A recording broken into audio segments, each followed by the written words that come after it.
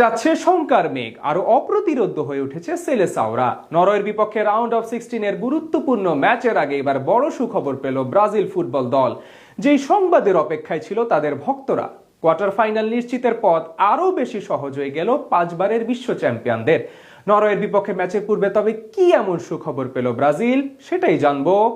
সকল শঙ্কা, অনিশ্চয়তা ও পিছুকতাকে পাশ কাটিয়ে রাজকীয়ভাবে শেষ 16তে পা রেখেছে ব্রাজিল ফুটবল দল। এখন অব্দি অপরাজয় থেকেই নকআউটে এসেছে পাঁচবারের বিশ্ব চ্যাম্পিয়নরা, যেখানে তাদের পরবর্তী প্রতিপক্ষ হতে যাচ্ছে নরওয়ে। মঙ্গলবার রাতে আইভরি কোস্টকে বিদায় করে শেষ 16তে এসেছে আর্লিং হল্যান্ডের দল। আর তাদের বিপক্ষে মাঠে নামার আগে এবার বড় সুখবর পেল ব্রাজিল। আগামী 6 তারিখ বাঁচা মরার লড়াইয়ের আগে যেই দুশ্চিন্তায় ছিলেন কোচ কার্লো আনচেলত্তি, তা দূর হয়ে যাচ্ছে অনেকখানি। অবশেষে বড় স্বস্তি ফিরছে সেলেসাও শিবিরে। এবার বিশ্বকাপের শুরু থেকে নানান কারণে আলোচনার মাঝে ব্রাজিল স্কোয়াড ঘোষণা থেকে শুরু করে এখন অব্দি বেশ কিছু বিষয়ে তাদের নিয়ে হয়েছে জোরে সোরে আলোচনা। টুর্নামেন্টের প্রথম ম্যাচে মরক্কোর বিপক্ষে ড্র করাতে অনেকেই তাদের গ্রুপ পর্বে শেষ দেখে ফেলেছিলেন, তবে পরের দুই ম্যাচে ঠিকই কামব্যাক করে সবকিছুর জবাব দেন ভিনিসিয়াস জুনিয়ররা। এছাড়া নকআউটের প্রথম ম্যাচে এশিয়ার শক্তিশালী দেশ জাপানকে হারিয়ে এখন পরের রাউন্ডে অবস্থান করছে হলুদ জার্সিদারিরা, সেখানেই তাদের প্রতিপক্ষ নরওয়ে। আর সেই ম্যাচের আগে এলো মন ভালো করার মতো এক সুখবর। টুর্নামেন্টে এখন পর্যন্ত ইনজুরি সমস্যায় ভুগছেন দলের অন্যতম বড় তারকা নেইমার জুনিয়র। স্কটল্যান্ডের বিপক্ষে মাঠে নামলেও ছিলেন না জাপানের সাথে।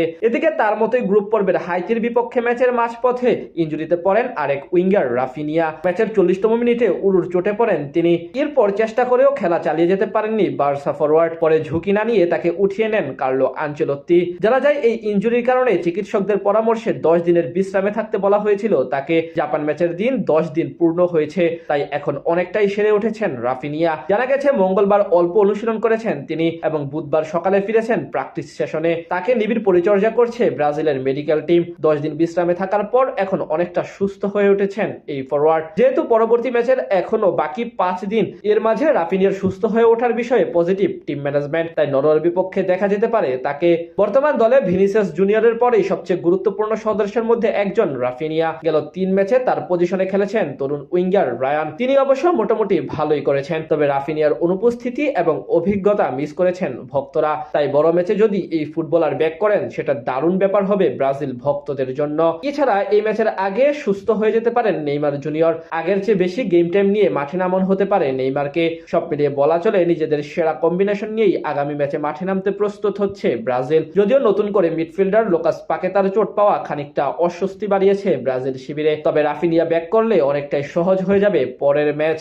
সকল শঙ্কা, অনিশ্চয়তা ও পিছুকতাকে পাশ কাটিয়ে রাজকীয়ভাবে শেষ 16তে পা রেখেছে ব্রাজিল ফুটবল দল।